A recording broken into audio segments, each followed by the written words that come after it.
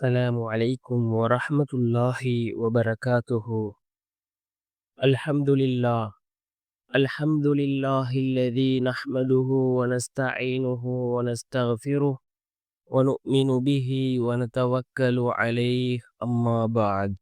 அன்பிற்குரிய அல்லாஹ்வின் நல்லடியார்களே, அன்பு சகோதரர்களே, நாம் தொடர்ச்சியாக பார்த்து வரக்கூடிய துஆக்களினுடைய திக்ருகளினுடைய தொகுப்பில் இன்று நாம் பார்க்க இருக்கின்ற விடயம் என்னவென்றால், இன்றைய தினம் வெள்ளி இரவாக இருக்கின்றது. அதே போன்று முஹர்ரமினுடைய மாதத்தையும் நாம் அடைய இருக்கின்றோம். இந்த இரவிலே இந்த துஆவை, இந்த திக்ரை நாம் 101 தடவைகள் ஓதி அல்லாஹ்விடம் பிரார்த்தனை செய்வோம். நாம் இதனை ஓதுவதன் மூலமாக நாம் நினைத்த காரியங்களை அல்லாஹ் மிகவும் இலகுவாக நடத்தி வைக்கின்றான்.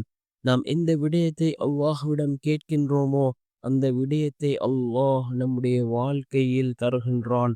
அந்த அளவுக்கு சிறந்த அற்புதமான ஒரு திக்ரை தான் நாம் இன்றைய வீடியோவில் பார்க்க இருக்கின்றோம்.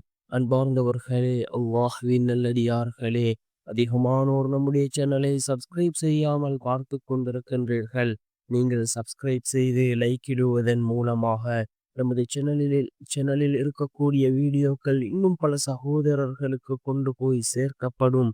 அவர்கள் அதனை பார்த்து பயனடைந்தால் அதற்குரிய கூலியை அல்லாஹ் உங்களுக்கும் வழங்குவான். அன்பார்ந்தவர்களே, அல்லாஹ்வின் நல்லடியார்களே, இன்றைய தினம் வெள்ளி இரவாக இருந்து கொண்டிருக்கின்றதே. இந்த திக்ரை நாம் 101 தடவைகள் ஓதுவோம்.